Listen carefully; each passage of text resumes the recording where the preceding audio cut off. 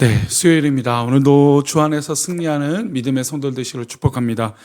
잠시 기도하시고 오늘의 말씀 나누겠습니다. 하나님, 오늘 하루 우리가 살아갈 때 어떤 가치와 어떤 목적을 가지고 살아야 될지 고민하고 또 그렇게 믿음으로 이기게 해 주옵소서. 말씀을 나누니 말씀 가운데 함께 하실 걸 원하며 거룩하신 예수님의 이름으로 기도합니다. 아멘.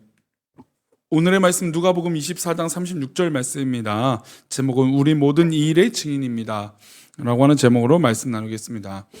누가복음 24장 36절입니다. 함께 읽겠습니다. 이 말을 할 때 예수께서 친히 그들 가운데 서서 이르시되 너희에게 평강이 있을지어다 하시니 아멘. 우리가 예수님의 부활에 대해서 이야기할 때 영육의 완전한 부활을 얘기합니다. 우리가 믿고 있는 믿음이 분명하죠. 그런데 많은 사람들이 의심을 해요. 그러니까 예수님이 부활한 것이 상식적으로 받아들일 수 없기 때문에 예수님의 부활이 영으로만 부활한 것이다. 그러니까 마치 유령 존재가 부활해서 우리 가운데 다시 나타나신 것이다. 제자들도 그런 의심을 합니다. 영의 부활이다. 근데 이건 틀린 것이죠.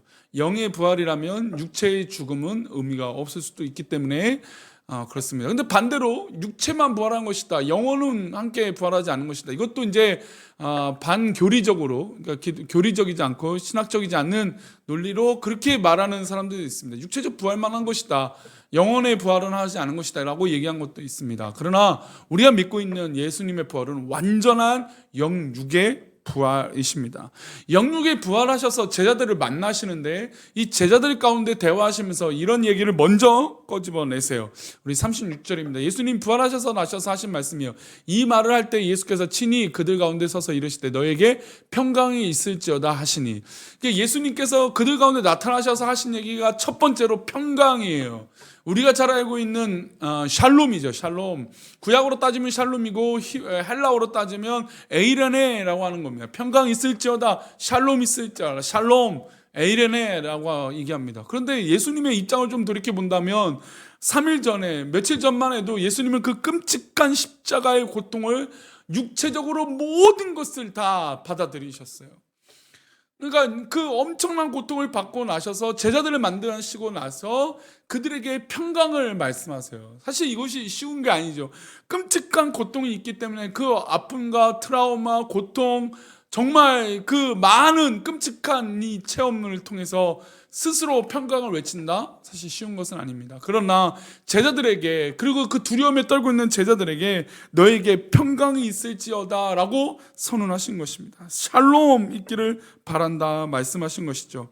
이렇게 완벽하게 평강을 외치신 것은 예수님이 철저하게 십자가로 완벽한 부활을 이루신 분이기 때문이에요. 사망 권세를 이기신 분이기 때문에 가능한 것이죠. 만약에 어느 한쪽 부분에도 실패하거나 어쩌한 부분에도 문제가 생기면 평강을 말씀하실 수 없어요. 그렇게 끔찍한 고통을 당하셨지만 완벽한 부활을 하셨기 때문에 제자들에게 평강이 있을지어다 라고 말씀하신 것이죠.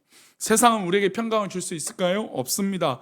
우리나라가 많은 민주화와 자본주의 체제로 정말 많은 이 성장과 많은 발달이 있지만 이렇게 풍요로운 시대가 있고, 요즘 제가 참 느끼는 건 1억이 돈이 아니다. 나 지금 1억이 저는 뭐 평생 모을 수도 없는 돈인데 1억이라고 하는 가치가 얼마나 별거 아닌 것처럼 얘기를 해요. 몇천조, 몇억, 몇십억, 그냥 몇백억 이렇게 얘기를 해요. 요즘은 100억도 부자가 아니다라는 얘기를 하더라고요. 말도 안 되죠. 평생 하루에 몇백만 원 있어도 못 쓰는 금액인데 그 돈을 가지고 있는데도 부자가 아니다. 그러니까 돈의 가치가 그만큼 떨어진 것이죠. 그러니까 이렇게 풍요로운 시대가 되니까 다 잘 먹고 이 행복 지수도 높고 막 그럴 줄 알았는데 그렇지 않은 것이죠. 오히려 불평등을 느끼고 사회적 불만이 느껴지고 박탈감을 느껴지고, 또 요즘은 또 LH나 이런 일들을 통해서 토지에 대해서 너무 안 좋은 너무 분통 터지는 뉴스를 듣게 되고, 그러니까 어떤 사람은 돈을 쉽게 벌려고 하는 사람이 있고 어떤 사람은 너무너무 힘들게 그 일들을 감당하는 사람들을 보게 됩니다. 위장된 평화죠. 진정한 평화는 어떤 사람이 줄 수 있는 체제로 허락되어지는 것은 아닌 것 같습니다. 진정한 평화는 바로 주님으로부터, 하나님으로부터 시작되는 것인 줄 믿습니다. 오늘 하루를 살아가는 우리 성도님들에게 샬롬 있기를 축복합니다. 에이레네 있기를 축복합니다. 하나님의 평강이 있기를 축원합니다. 하나님만이 우리에게 진정한 평화를 주세요. 제자들은 모두 다 두려웠어요. 예수님 만나는 것이 두려웠을 것입니다. 왜냐하면 예수님을 배신하고 배반하고 부인하고 예수님 잡히실 때 다 도망갔기 때문이죠. 그렇게 죽고 막 죽기 살기로 내가 높냐 네가 높냐 하면서 싸웠던 제자들이 예수님 죽음 앞에 다 도망간 겁니다. 그런데 그 두려움 속에 살 수밖에 없는 이 제자들에게 예수님은 평강이 있을지어다 라고 말씀하신 것이죠.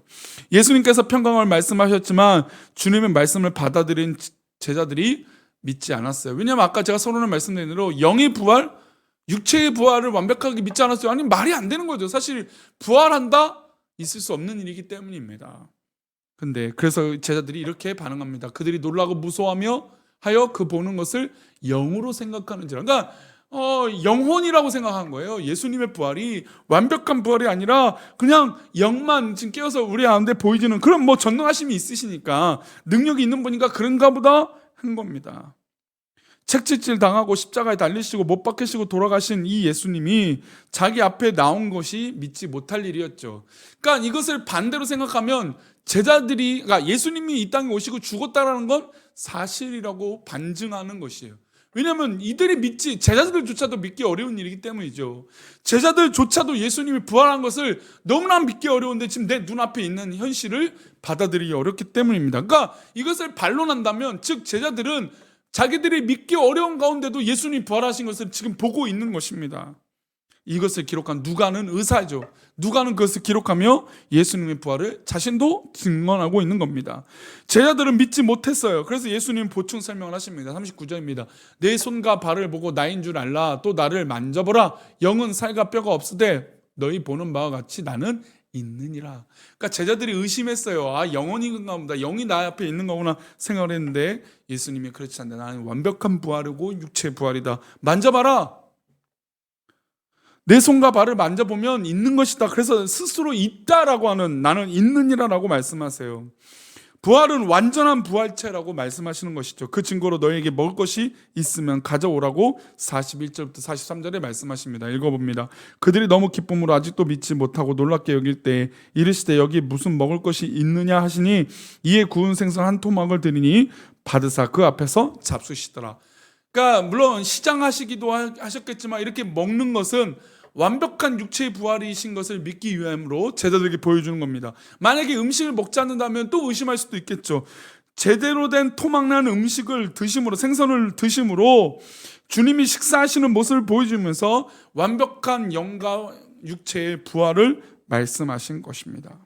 예수님께서 육체의 영혼의 완전한 부활을 하셨다는 사실을 우리에게 보여주신 것이죠. 우리는 영과 육을 함께 소중히 여겨야 합니다. 그러니 불안하게도 어떤 사람들은 영만 소중하게 여기는 경우가 있어요. 기도하고 말씀 믿고 예배 드리는 건 좋아하는데 몸으로 신앙생활하는 걸 싫어하는 사람이 있어요. 어떤 분들은 몸으로 신앙생활 잘하는 분인데 영적으로 뭔가 훈련되기 어려운 분들이 있어요. 마치 마르다와 마리아의 모습처럼 하나님 말씀을 막 듣는데 육체적인 삶의 모습은 그렇게 좋아 보이지 못할 때 있고, 반대로 육체적인 모습은 막 훌륭한데 영적인 모습은 성장하지 못하는 모습이 있어요. 우리 또한 영육의 완전한 성숙과 훈련이 되어져야 됩니다. 손과 발이 하나님 앞에 쓰임받고 영혼이 쓰임받아져야 되는 겁니다. 주님은 이런 결론을 내시면서 마지막에 누가복음은 이 모든 기록들을 통해서 이렇게 얘기합니다. 48절 말씀인데요. 너희는 이 모든 일의 증인이라. 사실 누가복음의 이 마무리의 핵심은 바로 이 마지막 구절에 있는 것 같습니다. 데오빌로에게 말씀을 증언하면서 이 일들은 다 사실이다 하고서 낱낱이 적어서 기록해서 이 일들을 잊게 하고 이것이 사실이다. 심지어 예수님의 부활을 확실하게 설명해주고 예수님이 음식을 드시는 장면까지 설명하면서 완벽한 부활하심을 보여주죠. 그리고 설명했죠. 그리고 이것을 보고만 있는 것이 아니라, 듣고만 있는 것이 아니라 이제 이 일에 우리가 증인의 삶을 살아야 된다고 말씀하고 있는 겁니다. 그렇습니다. 우리는 바로 이 일의 증인이에요. 예수님의 부활의 증인이고 예수님을 믿는 사람으로서 증인된 삶을 사는 것입니다. 그게 우리 삶의 오늘 하루의 가치예요. 우리 사랑하는 우리 성도님, 오늘 하루 살아갈 때 증인의 삶을 사시기를 축복합니다. 나로 인하여 시작되는 겁니다. 나로 인하여 축복이 흘러가고 나로 인하여 역사가 일어나는 것입니다. 그러니 오늘도 이 일에 증인답게 살아가는 우리 사랑하는 성도님들 되시기를 축복합니다. 기도하겠습니다. 하나님 감사합니다. 오늘 하루도 우리가 살아갈 때 이 일의 증인이요, 예수님의 부활의 증인이요, 모든 역사의 증인으로 살게 부족함 없는 믿음의 성도들에게 도와주옵소서. 우리와 함께 하시고 우리를 인도하여 주실 것을 믿사옵고 우리를 이끌어 주시는 예수 그리스도의 이름으로 기도 올리옵나이다. 아멘.